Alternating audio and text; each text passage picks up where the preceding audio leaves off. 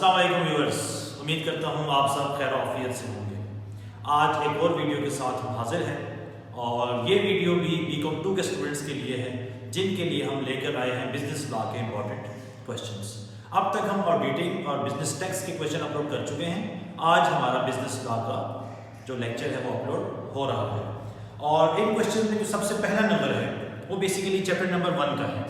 Chapter number 1 में दो question हैं, एक है एसेंशियल्स ऑफ वैलिड कॉन्ट्रैक्ट और दूसरा है टाइप्स ऑफ कॉन्ट्रैक्ट। अक्सर आप देखेंगे कि पेपर्स में इन दोनों में से एक क्वेश्चन मस्ट आया होता है। तो पहला क्वेश्चन है एसेंशियल्स ऑफ वैलिड कॉन्ट्रैक्ट और टाइप्स ऑफ कॉन्ट्रैक्ट। दूसरा जो क्वेश्चन है वो बेसिकली चैप्टर नंबर 2 से है, ऑफर और एक्सेप्टेंस। इनके एसेंशियल्स भी लिखने हैं और इनकी रेवोकेशंस भी आपने मेंशन करनी है। ऑफर और एक्सेप्टेंस की एसेंशियल्स और रेवोकेशंस दोनों इसमें इंक्लूड हैं। तीसरा सवाल है हमारे पास माइनर एग्रीमेंट।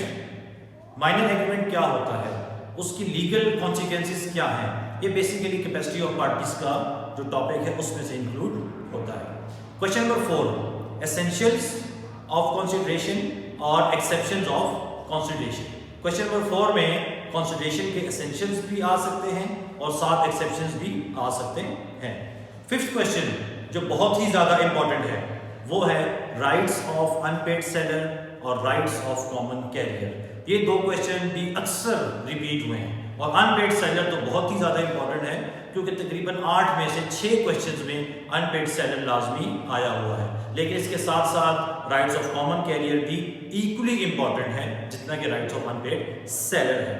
क्वेश्चन नंबर 6 है हमारे पास जो कि मुझे लगता है कि 100% पेपर में इंक्लूड होगा, वो है नेगोशिएबल इंस्ट्रूमेंट। इसमें बिल ऑफ एक्सचेंज है, प्रोमिसरी नोट है और चेक्स है। इसमें इनके कैरेक्टरिस्टिक्स भी हैं और इसमें इनका जो डिफरेंस है वो भी इंक्लूड है। तो नेगोशिएबल इंस्ट्रूमेंट, प्रोमिसरी नोट हमारे पास क्वेश्चन नंबर 6 था।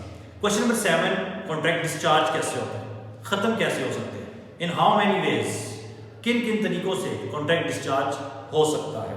और question number 8 breach of contract, अगर कोई कॉन्ट्रैक्ट तोड़ेगा, खिलाफवर्जी करेगा तो उसके क्या क्या कॉन्सिक्वेंसेस हो सकते हैं। तो क्वेश्चन नंबर 8 है हमारा basically breach of contract. Question number 9 void agreement और कॉन्ट्रैक्ट ऑफ एजेंसी। इन दोनों में से भी अक्सर एक क्वेश्चन आया होता है। वॉइड एग्रीमेंट मींस कौन कौन से एग्रीमेंट अलाउ नहीं है, जो एग्रीमेंट लीगली पॉसिबल नहीं है। कॉन्ट्रैक्ट ऑफ एजेंसी में प्रिंसिपल और एजेंट के राइट एंड ड्यूटीज इंक्लूड है।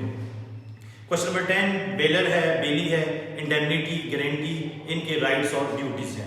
इसके बाद जो क्वेश्चंस आ रहे हैं वो इतने इंपॉर्टेंट नहीं हैं तो मैं उनको आपको क्विक ओवरव्यू दे देता हूँ। उसमें contract of sale of goods है, सेल ऑफ गुड्स का कॉन्ट्रैक्ट में क्या क्या चीजें आ सकती हैं, क्या क्या कैरेक्टरिस्टिक्स हैं, और सेल और एग्रीमेंट टू सेल इसका बेसिकली डिफरेंस क्या है।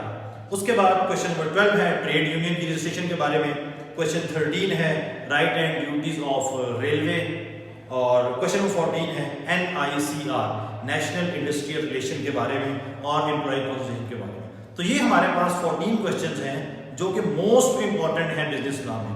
लेकिन इन 14 में भी अगर मैं कहूँ कि जो मोस्ट इंपॉर्टेंट हैं वो मैं आपको एक ओवरव्यू देता हूँ 1 मिनट में, जिसमें essential of valid contracts, type of contracts, offer है, एक्सेप्टेंस है, कैपेसिटी ऑफ पार्टीज हैं, कंसीडरेशन है, अनपेड सेलर है, कॉमन कैरियर है, नेगोशिएबल इंस्ट्रूमेंट है, ठीक है, discharge of contract and breach of contract. ये 10 क्वेश्चन ऐसे क्वेश्चन हैं जो कि मोस्ट इंपॉर्टेंट हैं, जो आपको फर्स्ट प्रायोरिटी में याद करने चाहिए।